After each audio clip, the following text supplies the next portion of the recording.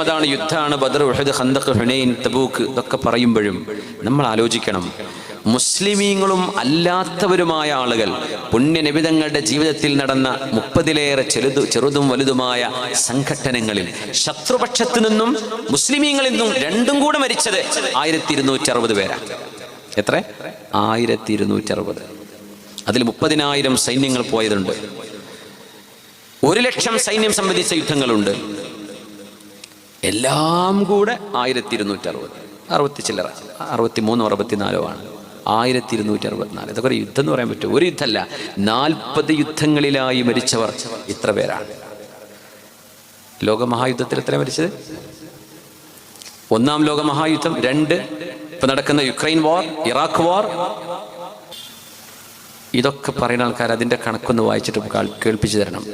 ഇസ്ലാം യുദ്ധമാണ് എന്ന് പറയുന്നവരെ എല്ലാ യുദ്ധത്തിലും കൂടെ ആവശ്യമായി ജീവനഷ്ടം സംഭവിച്ചത്, അതോ എന്തിന്? പ്രതിരോധത്തിന്, സംരക്ഷണത്തിന്. ജനങ്ങളുടെ ജീവൻ അപകടത്തിലായപ്പോൾ അതിനകത്ത് തബൂക്കിലേക്ക് യാത്ര ചെയ്ത് പുണ്യനബി സല്ലല്ലാഹു അലൈഹി വസല്ലം 700 കിലോമീറ്റർ വരും മദീനയിൽ നിന്ന് മാത്രം. ഫ്ലൈറ്റിന് 1.5 മണിക്കൂർ, തബൂക്കിന്ന് ജിദ്ദയിലേക്ക് 1.5 മണിക്കൂർ ഫ്ലൈറ്റ് യാത്ര. ആ ദൂരമാണ് പുണ്യനബി ഒട്ടകപ്പുറത്ത് യാത്ര ചെയ്തത് സല്ലല്ലാഹു അലൈഹി വസല്ലം. എന്തിനെന്നറിയോ?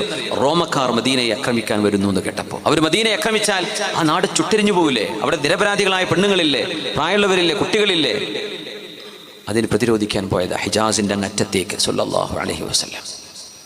ബദർ, ഉഹദ്, ഖന്തഖ് ഒക്കെ ആലോചിക്കും, എല്ലാം കൂടെ മരിച്ചത് 1200 ഉള്ളൂ.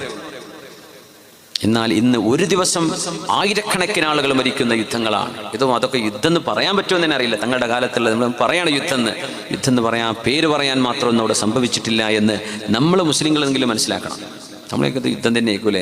ബദർ, ഉഹദ്, ഖന്തഖ് എന്നൊക്കെ നമുക്ക് തോന്നുന്നു ഭയങ്കര യുദ്ധത്തിൻ്റെ മത. അല്ല, സ്നേഹവും കാരുണ്യവും സഹായവും ഒരുപാട് വാരിക്കൊടുത്ത മണ്ണാണ് മദീനയുടെ മണ്ണ്. പക്ഷെ അത് കഴിഞ്ഞു പോയില്ലേ? ചരിത്ര അവശിഷ്ടങ്ങൾ നോക്കുമ്പോൾ യുദ്ധങ്ങളും കോട്ടകളൊക്കെ കാണാണ്ടാവുള്ളൂ. മ്യൂസിയങ്ങളിൽ ചെന്നാൽ ഏത് മ്യൂസിയത്തിലും യുദ്ധത്തിന്റെ ആയുധങ്ങളെ കാണാൻ കഴിയൂ. സമാധാനം, സ്നേഹം കൊടുത്തത് കാണാൻ കഴിയില്ല, കഴിഞ്ഞു പോയില്ലേ? പക്ഷെ ഇസ്ലാം നൽകിയ സംരക്ഷണവും സമാധാനവും കാരുണ്യവും ദയാവായ്പകളും അതിൻ്റെ കൂടെ ചേർത്ത് വായിക്കണം. 10,000 സഹാബിമാര് ബാക്കിൽ നിൽക്കുമ്പോഴാണ് നബിതങ്ങൾ ഖുറൈശികളോട് ചോദിച്ചത്, മാ ദന്നുക്കും അന്നി ഫാഇലും ബിക്കും, ഞാൻ നിങ്ങളെ എന്ത് ചെയ്യുമെന്നാണ് നിങ്ങൾ വിചാരിക്കുന്നത്? ഇസ്ലാം ക്രൂരതയാണെന്ന് പറയുന്ന സാധുക്കളോട് ചോദിക്കുകയാണ്. നിങ്ങളത് വായിച്ചിട്ടുണ്ടോ എന്നറിയില്ല. നിങ്ങളെ ഞാൻ എന്ത് ചെയ്യുമെന്ന് നിങ്ങൾ വിചാരിക്കുന്നു? അപ്പൊ എന്താ അവര് പറഞ്ഞത്? അൻത അഖുൻ കരീം വബ്നു അഖിൻ കരീം. മുഹമ്മദ് നബിയെ, നിങ്ങൾ മാന്യനായ ഒരു സഹോദരനാണ്, മാന്യനായ ഒരാളിന്റെ മോനാണ്. പക്ഷെ ആ വാക്ക് ആ ദിവസം വരെ അവർ പറഞ്ഞില്ല. നബി തങ്ങൾ ചോദിച്ചോ, എന്ത് നിങ്ങൾക്ക് ആദ്യം അറിയില്ലായിരുന്നോ?